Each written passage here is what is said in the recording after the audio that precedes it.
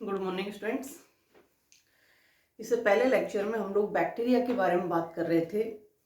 Bacteria होते क्या हैं, इनके सामान्य लक्षण क्या होते हैं। तो नेक्स्ट हम बात करते हैं इनके आवास की, कहाँ पाए जाते हैं और कैसा इनका स्वरूप होता है।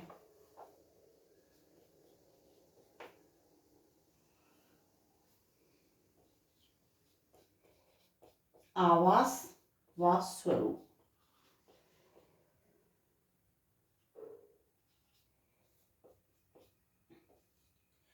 आवास की अगर हम बात करें स्टूडेंट्स, तो ऐसा कोई आवास नहीं है जहां पर बैक्टीरिया नहीं पाए जाते हों। चाहे ताप ज्यादा हो या ताप कम हो, वायु उपस्थित हो या अनुपस्थित हो, वायु उपस्थित हो या अनुपस्थित हो, पीएच ज्यादा हो या कम हो, पीएच ज्यादा हो या कम हो, परासरणीय दाब या परासरणीय सांद्रता, परासरणीय सांद्रता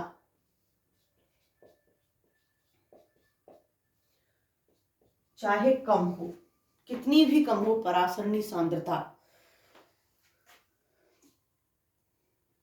दाब मिनिमम पर भी उपस्थित होंगे और मैक्सिमम पर भी उपस्थित होंगे।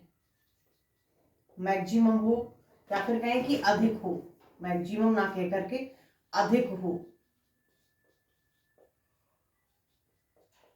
तो भी क्या होंगे, ये उपस्थित होंगे। तो इसका मतलब ऐसा कोई आवास नहीं है जहां पर बैक्टीरिया प्रेजेंट नहीं हो। चाहे हम बर्फ की बात करें, चाहे हम गर्म झरनों की बात करें, क्योंकि जो गर्म झरने होते हैं इनका टेम्परेचर 80 डिग्री सेल्सियस तक होता है। जो गर्म पानी के झरने पाए जाते हैं इनका टेम्परेचर 80 डिग्री सेल्सियस तक होता है।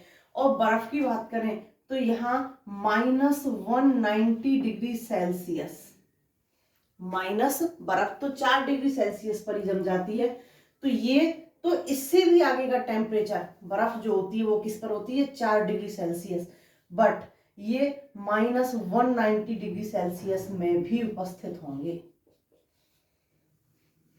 यहां भी मिलेंगे बैक्टीरिया।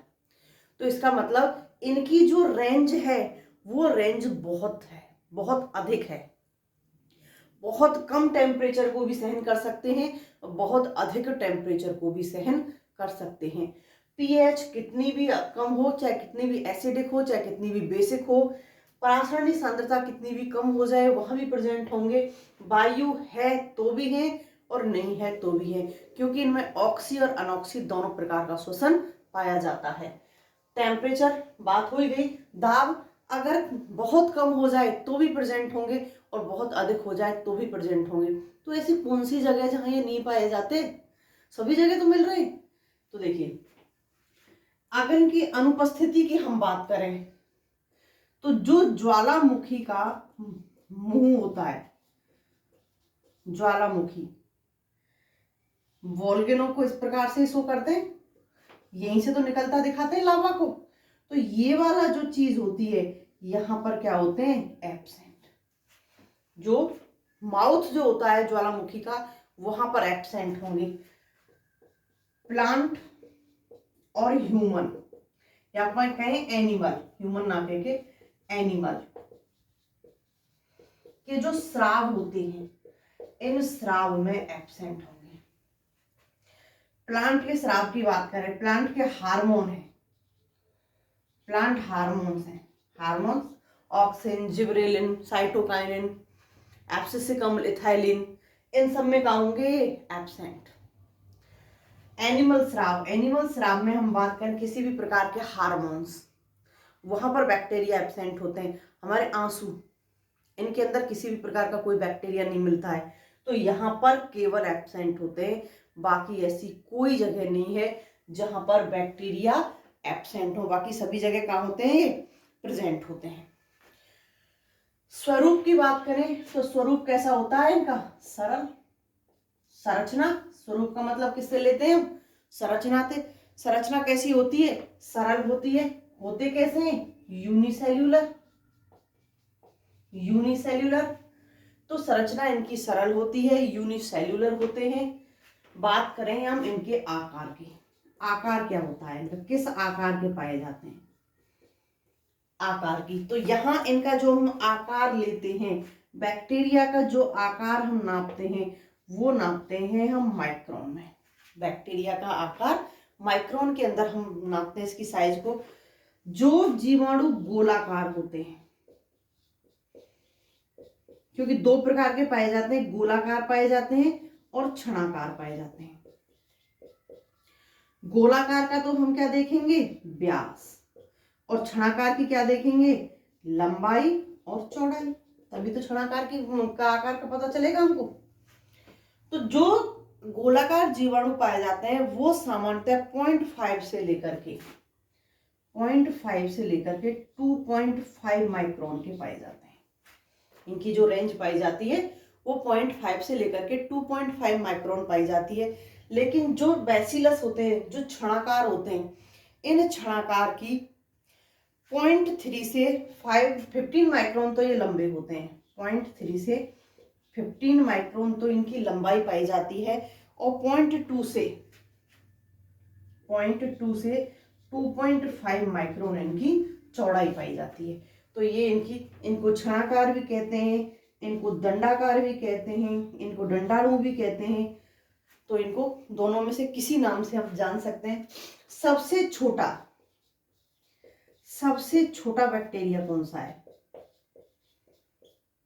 सबसे छोटा बैक्टीरिया, सबसे छोटे बैक्टीरिया की अगर बात करें तो डायलिस्टर सबसे छोटा बैक्टीरिया है। और सबसे बड़ा कौन सा है? अगर छोटा है तो बड़ा भी होगा, नॉर्मल सी बात है। तो सबसे जो बड़ा बैक्टीरियम है वो है स्पाइरीलियम वोल्यूटेंस। स्पाइरीलियम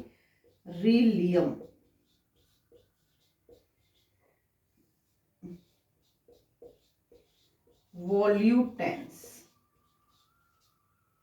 स्पाइरीलियम वोल्यूटेंस सबसे बड़ा है और डायलिस्टर सबसे छोटा है। डायलिस्टर का जो अमाप है वो अमाप आता है 0.15 माइक्रोन। 0.15 माइक्रोन।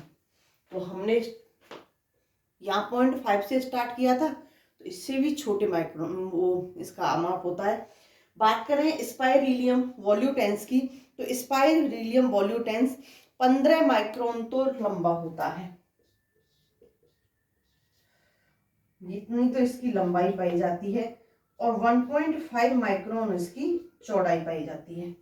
डायलिस्टर का 0.15 से 0.5 के बीच की रेंज पाई जाती है, क्योंकि मिनिमम हम 0.5 लेके चले हैं, तो यहाँ पर 0.5 मिनिमम को लेके चलेंगे तो इसकी यहाँ तक की रेंज पाई जाती है, वरना 1.5 माइक्रोन का भी डायलिस्टर देखे गए हैं।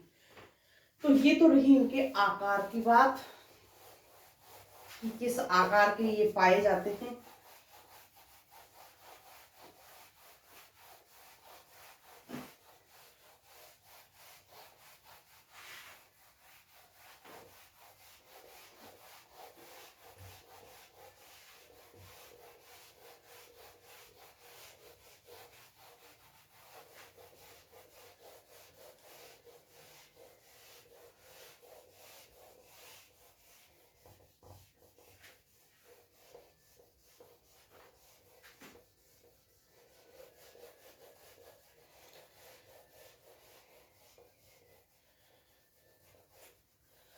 क्योंकि बैक्टीरिया के आकार में काफी हमको विभिन्नताएं देखने को मिलती हैं, काफी विभिन्नताएं प्रेजेंट होती हैं। नेक्स्ट बात करते हैं जीवाणु की आकृति एवं प्रकार। बैक्टीरिया की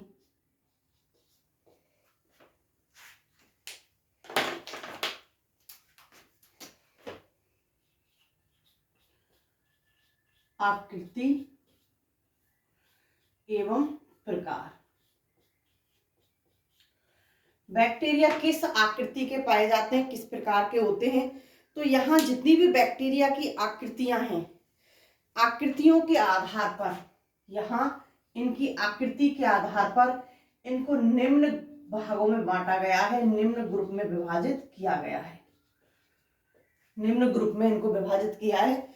फर्स्ट देखते हैं गोलाकार जीवाणु। गोलाकार जीवाणु,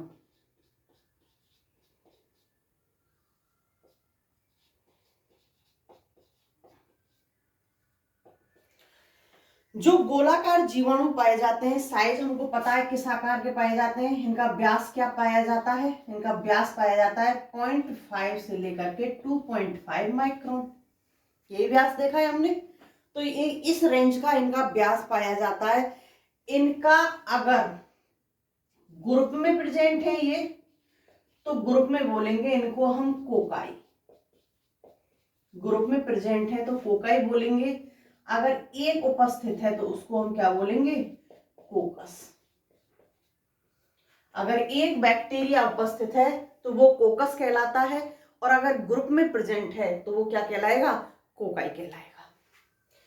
अब देखिए यहां मिलकर के ये विभिन्न प्रकार के स्वरूपों को बनाते हैं। फॉर एग्जाम्पल अगर कोई वन है तो जैसे इसको क्या बोलेंगे, माइक्रोकोकस, माइक्रोकोकस। एक से अधिक हैं, अब बात करेंगे हम एक से अधिक की। अगर एक से अधिक हैं तो कौन कौन से स्वरूपों में मिलेंगे।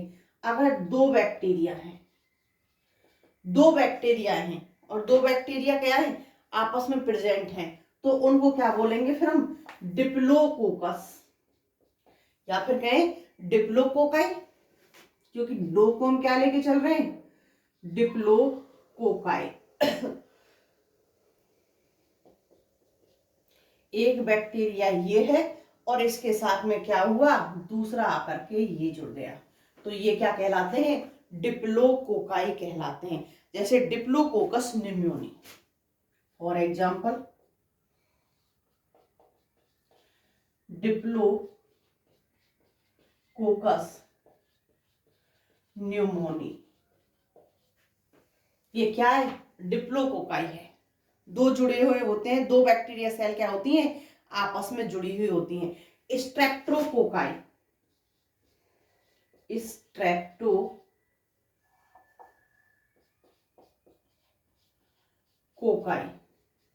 यहां दो से अधिक बैक्टीरिया सेल जुड़ी होती हैं, दो से अधिक बैक्टीरिया सेल जुड़ी होती हैं। तो ये कैसे उपस्थित होगा, ऐसे एक माला के रूप में। यहां पर बैक्टीरिया कैसे उपस्थित होंगे, एक माला के रूप में उपस्थित होंगे। For example streptococcus agalactiae, streptococcus agalactiae, streptococcus agalactiae. See, अगर टेट्राकोकाई के रूप में चार बैक्टीरिया उपस्थित है, टेट्राकोकाई चार बैक्टीरिया हैं, और चार बैक्टीरिया कैसे उपस्थित हैं, बराबर में एक दूसरे के घनाकार रूप में ऐसे प्रेजेंट है। चारों की चारों बैक्टीरिया अगर इस रूप में है तो ये क्या कहलाते हैं, टेट्राकोकाई कहलाते हैं। तो कैसे हैं ये, वर्गाकार, वर्गाकार रूप में उपस्थित है। अगर ये वर्गाकार रूप में उपस्थित है तो क्या कहलाते हैं, ये टेट्राकोकाई कहलाते हैं। For example Nigeria, for example Nigeria का जो बैक्टीरिया होता है वो कैसा होता है, टेट्राकोकाई होता है। नेक्स्ट स्टेफाइलोकोकाई, स्टेफाइलोकोकाई, यहां बैक्टीरिया गुच्छे के रूप में होंगे, बैक्टीरिया गुच्छे के रूप में, गुच्छे के रूप में उपस्थित होते हैं। देखो दो आएंगे, एक तो स्टेफाइलोकोकाई और दूसरा आता है सार्सिनी। दूसरा कौन सा आता है, सारसिनी। क्योंकि यहां दोनों में ही कोई निश्चित ऐसी संरचना नहीं पाई जाती है, सारसिनी। यहां भी बैक्टीरिया कैसे उपस्थित होते हैं, घनाकार रूप में, या तो ये घनाकार रूप में होंगे और या फिर ये अनियमित रूप में होंगे, अनियमित रूप में। तो यहां पहचानने होते हैं। अगर ये गुच्छे के रूप में प्रेजेंट हैं तो यहाँ एक बैक्टीरिया सेंटर में, इसके चारों तरफ इस प्रकार से उपस्थित होते हैं। इसको अध्यारोपित करते भी हो सकते हैं, इस प्रकार से उपस्थित होते हैं। अगर इस प्रकार से उपस्थित हैं तो क्या कहलाते हैं, staphylococci. For example staphylococcus aureus, for example staphylococcus aureus.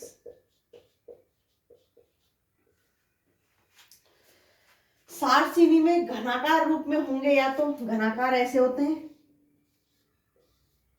इस प्रकार से उपस्थित होंगे या तो ये, और या फिर इनकी कोई संरचना नहीं होगी, इतर वितर करके कैसे भी ये उपस्थित हो सकते हैं। तो इस प्रकार के क्या कहलाएंगे, सारसिनी स्वरूप कहलाता। For example sarcinae lutea, sarcinae lutea, lutea. तो ये तो होते हैं गोलाकार जीवाणु, पहला स्वरूप जीवाणुओं का। एंड सेकंड,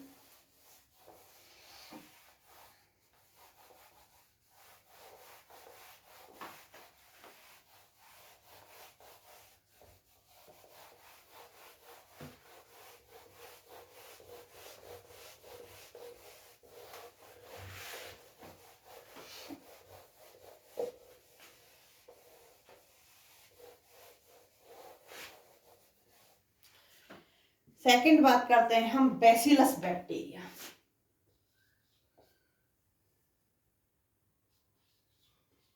बैसिलस मतलब डंडाणु प्रकार के बैक्टीरिया, बैसिलस बैक्टीरिया, डंडाणु, छणाकार, सभी क्या कहलाते हैं, ये बैसिलस कहलाते हैं। इन आकारों में जितने भी पाए जाते हैं वो क्या कहलाते हैं, छणाकार। तो इनका 0.3 से लेकर के 1.5 माइक्रोन तो क्या थी इनकी चौड़ाई, 0.3 से लेकर के 1.5 माइक्रोन इनकी चौड़ाई पाई जाती है, और लंबाई कितनी पाई जाती है सॉरी, लंबाई ये पाई जाती है इनकी लंबाई। और चौड़ाई कितनी थी यहाँ पर, तो चौड़ाई पाई जाती है इनकी 2 से लेकर के 2.5 तक, 2 से लेकर के 0.2 से लेकर के 2.5 माइक्रोन तक इनकी चौड़ाई होती है। तो छनाकार, आयताकार या डंडाणु प्रकार के जो बैक्टीरिया होते हैं ये क्या कहलाते हैं, सभी बैसिलस कहलाते हैं। सभी क्या कहलाते हैं, बैसिलस कहलाते हैं। सामान्य तौर पर इनकी अगर हम व्यवस्था की बात करें तो इनकी व्यवस्था बहुत कम रेयर केसेस होती है, इनमें पाए जाते हैं कि ये जोड़ों के रूप में उपस्थित हों या फिर इस प्रकार से उपस्थित हों। बहुत कम पाए जाते हैं, बहुत कम, बहुत कम। कैसे पाए जाते हैं, स्वतंत्र। सामान्यतः कैसे होते हैं ये, सामान्यतः स्वतंत्र सेल के रूप में उपस्थित होते हैं, स्वतंत्र सेल के रूप में उपस्थित होते हैं। और स्वतंत्र सेल के रूप में उपस्थित होंगे तो कैसे होंगे, इस प्रकार से। तो ये व्यवस्थाएं बहुत कम पाई जाती हैं। ये व्यवस्था शुरुआत की अवस्था में ऐसी होती हैं, जब इनका निर्माण हो रहा होता है, इनका डेवलपमेंट हो रहा होता है तो ऐसी अवस्था मिल जाती है, लेकिन पीछे भी क्या हो जाते हैं, ये स्वतंत्र हो जाते हैं एक दूसरे से, इस अवस्था में आ जाते हैं। तो यहाँ ज्यादा इनकी ऐसी व्यवस्थाएं नहीं पाई जाती, सामान्यतः ये स्वतंत्र सेल के रूप में पाए जाते हैं। For example bacillus subtilis, for example bacillus subtilis, lactobacillus,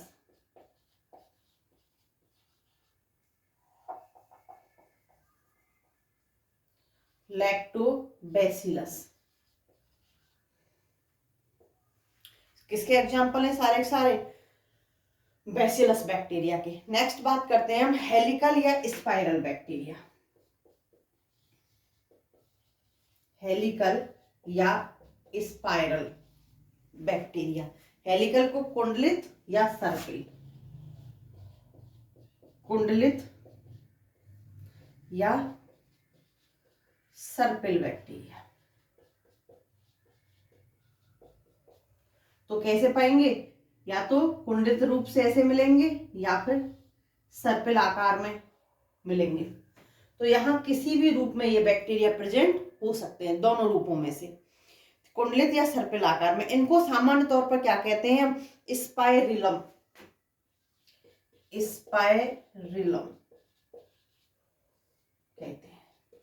जिस प्रकार के जो बैक्टीरिया होते हैं उन्हें स्पाइरिलम कहते हैं। फॉर एग्जाम्पल देखिए, spirillum वोल्यूटेंस, spirillum वोल्यूटेंस।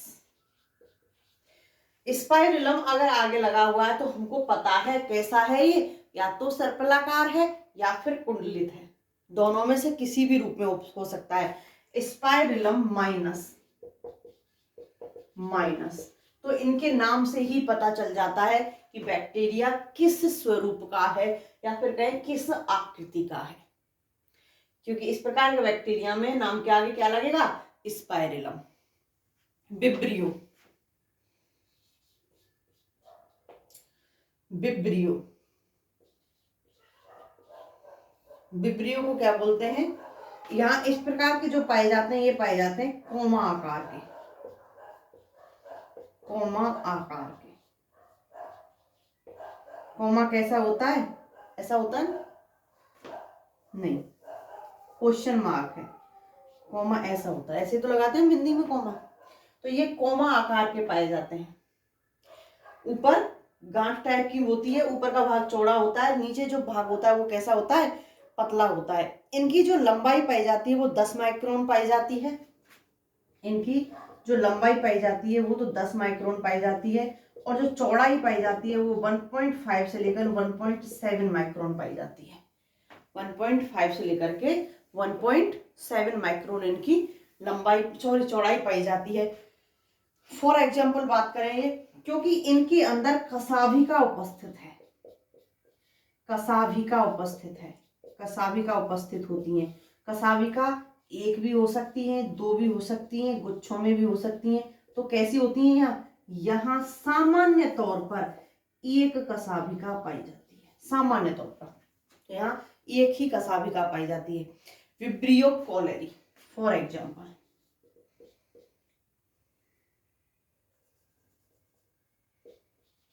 Vibrio cholerae for example, vibrio cholerae कैसा होता है? हैजा का जो बैक्टीरिया होता है। विब्रियो कॉलेरी क्या फैलाता है? अतिसार, हैजा, दस्त, उल्टी दस्त लगाता है। तो ये कैसा होता है? कोमा आकार का पाया जाता है। फिलामेंटस बैक्टीरिया, फिलामेंटस बैक्टीरिया मतलब तंतुकी। कैसे होंगे? तंतुकी बैक्टीरिया, तंतुकी बैक्टीरिया। फिलामेंटस का मतलब तंतु ही होता है, तंतुकी bacteria. For example वेगिया Toya, वेगिया Toya. तो कैसे मिलते हैं ये? तंतु आकार के, लंबी लंबाई अधिक होती है और चौड़ाई कैसी होती है इनकी? कम। जब चौड़ाई कम होगी और लंबाई अधिक होगी तभी तो कैसे दिखेंगे? तंतु आकार के। तो ये कैसे होते हैं? तंतु आकार के पाए जाते हैं। नेक्स्ट, व्रंति बैक्टीरिया, जिनके अंदर व्रंत पाया जाता है, या कहें सव्रंत,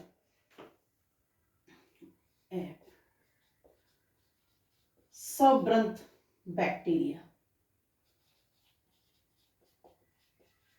बैक्टीरिया यहां क्या उपस्थित होता है? बैक्टीरिया में, बैक्टीरिया यूनिसेल्युलर होते हैं, पूरी की पूरी संरचना एक ही होती है, एक ही सेल की, यूनिसेल्युलर होते हैं। लेकिन क्या व्रंत उपस्थित होता है। यूनिसेल्यूलर है लेकिन व्रंत उपस्थित है। व्रंत जो पाया जाता है ये व्रंत कोशिका का ही भाग होता है, कोशिका का ही भाग होता है, अलग से नहीं आता, सेल का ही भाग होता है। जो ये सेल पाई जाती है इसी सेल का भाग होता है व्रंत। जैसे गैलियोनेला, फॉर एग्जाम्पल बात करें, गैलियोनेला, गैलियोनेला। और कई बार क्या होता है कि जो कोशिका होती है इस कोशिका में से कुछ पदार्थ का स्रावण होता है, पदार्थ का स्रावण होता है। तो क्या होता है, स्रावित होकर के पदार्थ ऐसे एक व्रंत के रूप में आकर के एकत्रित हो जाता है। तो जब पदार्थ का स्रावण होता है तो स्रावित होकर के ये व्रंत के रूप में निकल आता है, घुंडीनुमा बन जाता है। और इस प्रकार के जो व्रंत के रूप में आएंगे बहुत सारे बैक्टीरियाओं के अंदर ऐसे ही आ जाते हैं ये। तो ये आपस में ऐसे एक दूसरे से इनसे जुड़ जाएंगे, क्योंकि ये एक व्रंत कैसे होते हैं, चिपचिपे। जो पदार्थ स्रावित हुआ है ये पदार्थ कैसा होता है, चिपचिपा होता है।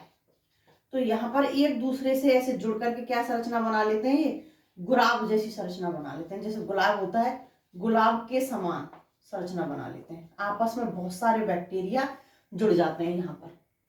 ये तो सेल में पहले से ही प्रेजेंट है, सेल का ही भाग है, लेकिन ये सेल का भाग नहीं है। क्यों, क्योंकि कुछ पदार्थ का स्रावण हुआ, वो स्रावण होकर पदार्थ सेल से सेपरेट नहीं हुआ है। कैसे हुआ, उसी से जुड़ गया और चिपचिपा है, इसलिए आपस में बहुत सारे बैक्टीरिया एक दूसरे के साथ में इस प्रकार से जुड़ जाएंगे, गुलाब समान संरचना का निर्माण कर लेंगे। तो यहाँ दोनों में से किसी भी रूप में ये प्रेजेंट हो सकते हैं। नेक्स्ट, मुकुलन करने वाले बैक्टीरिया। मुकुलन करने वाले बैक्टीरिया, मुकुलन करने वाले, बडिंग करने वाले बैक्टीरिया, इनकी जो संरचना होती है, इनकी संरचना होती है फुटबॉल के समान, फुटबॉल के समान संरचना की होते हैं। संरचना फुटबॉल के समान होती है। इनमें होता क्या है कि इनमें पतली नलिकाओं का, जैसे ये कोई संरचना है, फूली हुई संरचना में पाए जा रहे हैं इस प्रकार से, यहां पतली नली का निर्माण होगा। मुकुलन में क्या होता है, ये तो होता है मुकुलन के अंदर, ये पतली नली कुछ दूरी तक विकास करेगी, विकास करने के बाद में अब इसका सिरा गोल होना स्टार्ट कर देगा, धीरे धीरे और आकार में बढ़ जाएगा ये, और आकार में बढ़ करके क्या हो जाएगा, यहां से पृथक हो जाएगा। तो ऐसे बैक्टीरिया जिनकी संरचना फुटबॉल के समान होती है, ये यहाँ नलिका जैसी संरचना इनके अंदर अतिवृद्धि के रूप में निकलती हैं, उनका शीर्ष पार्ट फूल करके दूसरे बैक्टीरिया का निर्माण कर देता है। तो ये क्या कहलाते हैं, ऐसे ही पूरे इसके चारों तरफ ऐसे निर्मित हो जाएंगी। यहाँ एक जाल समान संरचना बन जाती है, इनका जाल सा बन जाता है, इनका जाल सा बन जाता है। रोडोमाइक्रोबियम, फॉर एग्जाम्पल रोडोमाइक्रोबियम मुकुलनकारी बैक्टीरिया होता है जो इस प्रकार से जाल बना लेता है। एंड लास्ट, बहुरूपी बैक्टीरिया, पॉलियोमॉर्फिक बैक्टीरिया, बहुरूपी, पैलियोमॉर्फिक, पैलियोमॉर्फिक बैक्टीरिया। पैलियोमॉर्फिक का होता है मतलब बहुरूपता, बहुरूपता। तो आवश्यकता पड़ने पर ये अपना आकार बदल लेते हैं, अपना आकार बदल लेते हैं। जैसा वातावरण होता है वैसे ही इनका आकार हो जाता है। तो वातावरण के अकॉर्डिंग अपना आकार बदल देते हैं, लेकिन ये परिवर्तन कैसा होता है, इनके अंदर अस्थायी होता है, स्थायी परिवर्तन नहीं होता है। वो कभी भी वापस अपने पहले आकार में आ सकते हैं। For example Acetobacter, for example Acetobacter. तो ये तो रहा बैक्टीरियाओं की आकृति। Okay students, bye.